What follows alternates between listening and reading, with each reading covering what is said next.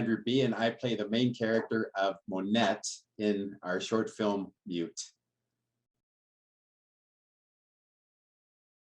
I could really relate to the character. He'd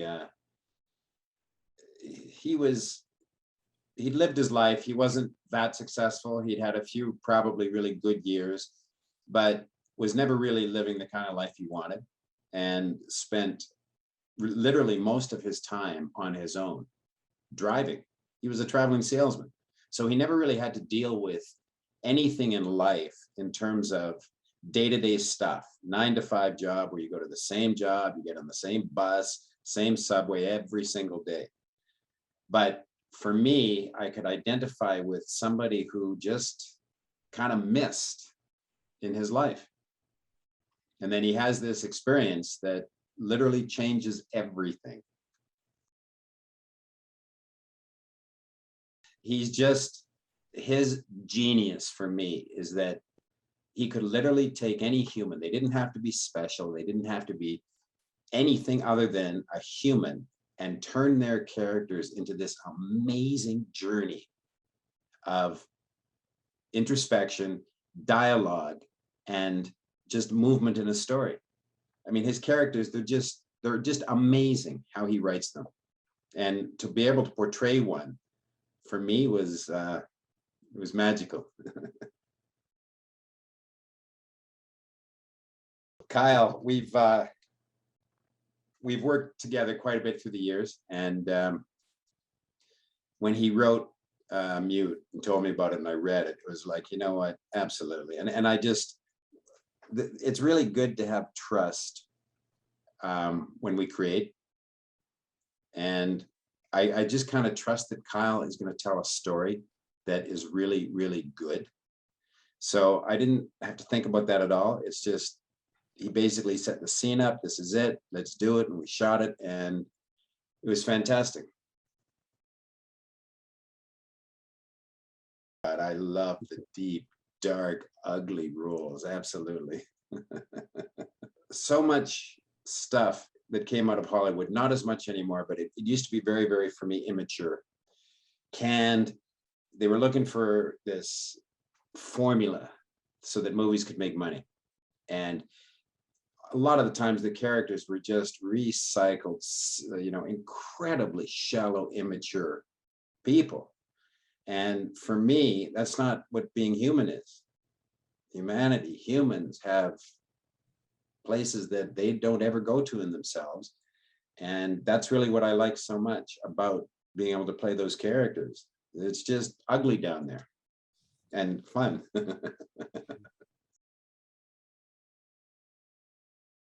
When I was 6 years old, my father took me to see the original Planet of the Apes. And I mean, I was just literally scared shitless. I honestly thought those gorillas were going to jump through the screen. It was just wonderful. But it was that in that moment that I knew this is what I want to do. Unfortunately, I went through an enormous amount of trauma growing up, and I just literally couldn't. I was numb. My parents, they just numbed me out, traumatized me. And basically I spent my life healing to just in order to feel what I needed to feel to be able to go after the dream. Took a long time.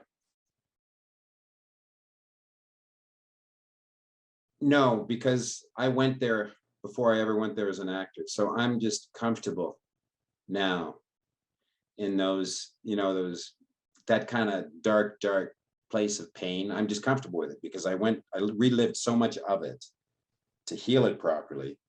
Now when I go back there, it's fun.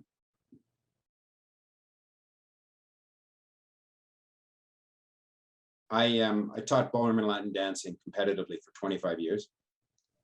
And that, for me, there's no greater training ground in terms of understanding focus, understanding how fear interferes with people's learning processes. And when I came to acting, I realized, right, this is just another form of performance. Technique is essential in the beginning. You got to learn the skills, the craft. But ultimately, it's like everything else. You just have to throw it out and just trust whatever you've been taught. I never went to an acting school because I just, no, I don't need that. I took a lot of scene study. I wanted to learn the idea of how movies are different than theater. And so I had to learn those skills, and I did it through a lot of casting directors workshops, a lot of individual weekend seminars. And I finally met a guy by the name of Joseph Perlman in LA. He's probably, I think, the best trainer I've ever met. He's unbelievable. He completely understands the fear that actors have in terms of putting themselves out there. The man he just lights up everybody he works with because he's about empowerment. He's not about keeping actors as victims. And I love that. Everything is about, this is how you empower yourself. So you don't ever rely, there's a saying, casting agents have the keys to your career. And that whole thinking is just wrong because it keeps you powerless. And I work with actors as well as a coach. And I get that thinking all the time. How do I get past this? How do I get past that? How do I do this? How do I do that? I've got to drop 20 pounds. My agent doesn't like my look or my accent. And it's all based on not being powerful. And you can't work in this business if you're coming from that place. It's too negative. And you're always feeling there's something wrong with me. Instead of, no, I'm enough. I'm fantastic the way I am. How am I going to sell myself in that place? And that's really how I work.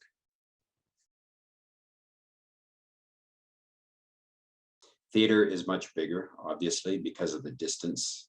The audience is seeing it live. Camera acting, there used to be a big split between, they would call them TV actors, and they can't make the transition from TV to the big screen because back then, TV was so different than actually going to a movie theater. And it's really about understanding how to tell a story with your eyes and minimizing everything else so that it's not too big, because the camera sees everything. Everything the eyes are conveying, the camera picks it up. And that's why I love film so much. Just be subtle. Actually, I've got a couple of days on a feature next week, shooting just outside of Toronto. And I'm really looking forward to that. That's, again, it's a fun character. And I'm working on a couple of very, very dark horror short films. These are not politically correct at all. What I love so much now is because the world is global, we can see truly great work. Some of the Korean stuff is unbelievable. Some of the Indian stuff, it's just incredible, because for me, it's very, when it's done well, it shows humanity as it truly is, how people actually really treat each other, and it's raw. They don't hold anything back. So whether that's independent or mainstream, I don't care. It's really about those roles. My name is Kyle Dunbar, and I'm the director of the short film Mute. It took us, I'd probably say, about 6 months. We had to shoot it in segments that kind of matched up the description of the film, and I think we had about 3 or 4 seasons in there. When I'd gotten the script finished, it was around the end of September, and I knew I wanted to shoot around fall, especially around the priest's home, and get that setting done. And I knew that I wanted harsh weather conditions later on, and I knew I wanted our main character Monette to go through that and come through it again in a different season as well. So yeah, I had to plan it out quite stagnantly.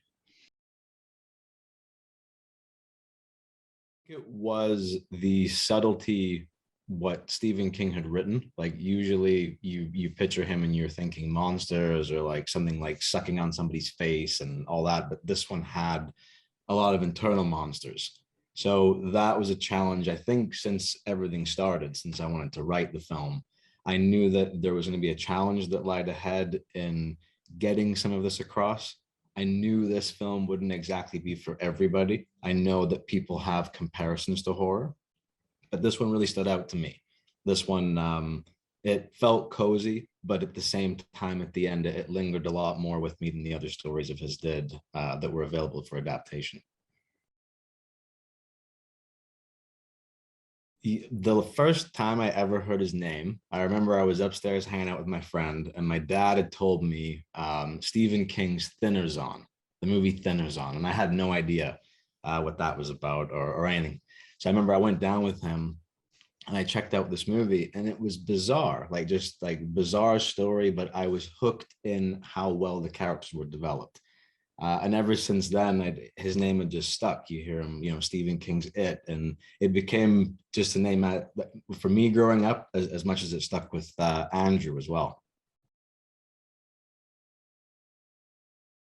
He has a gift to embody every character, and if he's able, like a story like Cujo or The Stand, it has so many characters in it, but he's able to have them say the right things at the right times. Everything seems so appropriate, and especially with how their characters end up or wherever they go, it all seems to fall accordingly. And I don't think any other writer can do that. And I think he can do things very internal with what the characters think or feel, but he can be so graphic, and at the same time he can hold back if he really wants to. So I think, yeah, I think he is the king of what he does. Used the Canon C100. We didn't want to go for a full 4K look. We wanted it to be a little bit dated, and our DOP was using a pro mist filter on top of our lenses. So especially like with our priest scenes, it looked a little bit more dated, a little bit more faded out as well, a little bit more glamorous too. And it also was for our benefit at night scenes, because you get the reflective shots of the cars coming by. And even when we were stopped off at the side of the road, it made pretty pictures as that was all coming by. So it felt like a good fit, especially with the way we shot it. We did some scenes like with our hitchhiker at nighttime when Monette's driving was handheld, very raw. Even the way we cut that was very choppy, in and out. But I knew that in the priest's home for the confession, it needed to be a bit more subtle. It had to be a bit more cozy and smooth. So we couldn't go too crazy with shots or angles. I really wanted to keep it calm and allow the dialogue to come out more. The message I got first and foremost was the don't talk to strangers and don't never say too much, because it can come back and bite you in the ass maybe. But I also saw other subliminal messages in it. I saw, somebody getting older and looking back on their mistakes and maybe making more along the way. It showed me that people may never be perfect, like they may go through regrets. So it became more of a mature story for me to do as well. I'd never tackled something that had that many layers to it, and it felt like a blessing to do something like that in general, to adapt Stephen King's work. But I knew this story, among the other ones, this one had a bit more to it, a bit more depth than it just being a hitchhiking story. I felt, especially with this film, the connection was almost like it had to be there, like, because I'd read, to go back a little second, I'd read that Stephen King got this idea for the story because of this embezzlement scheme that he'd heard about, and he thought, man, how did this guy get out of this?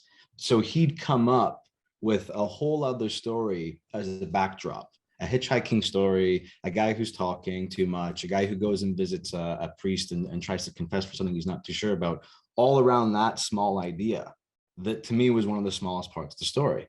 But what became a big part to me, the connection that I could sense friction was the religious side. It was this man having to come to him because of these maybe miracles that have happened to him, maybe bad omens, but he's not sure how to place it because it could either be too good to be true or it's just wild and it's beyond his belief. But at the same time, when I hear the story, and then there's a little bit of the symbolism between the medallion, the patron saint of travelers. So I was feeling the connections, but it was our antagonist, protagonist of the deaf mute. Him coming into the story seemed like the whole devil at a crossroads.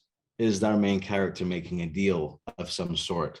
And could this be evil, or is he going to this priest's home and trying to see if there's something good out of this? So I'm not too sure why other movies kind of draw parallels to that, but this one I felt, you know, as Stephen King wrote it, it seemed to need that as well.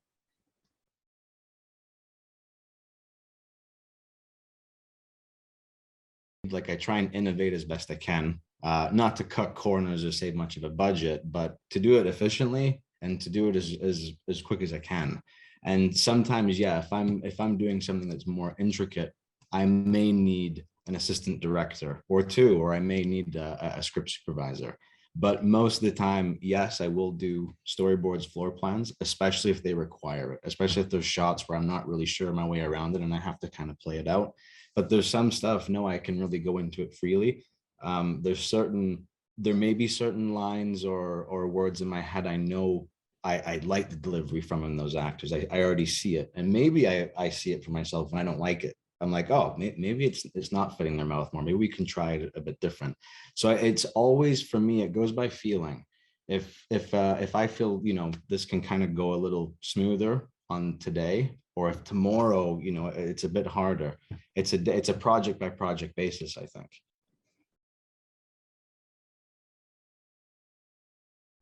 Like it seemed to obviously slow down for a little bit, but from what me and Andrew were experiencing and seeing, there's so much shooting going on, especially around Toronto, whether that be independent, corporate, commercial, or, you know, union shoots. It seems to be everywhere, and it seems to be that's the way it's gonna keep going, especially with Netflix, Hulu, Prime wanting more and more content. It seems like it's on a high rise.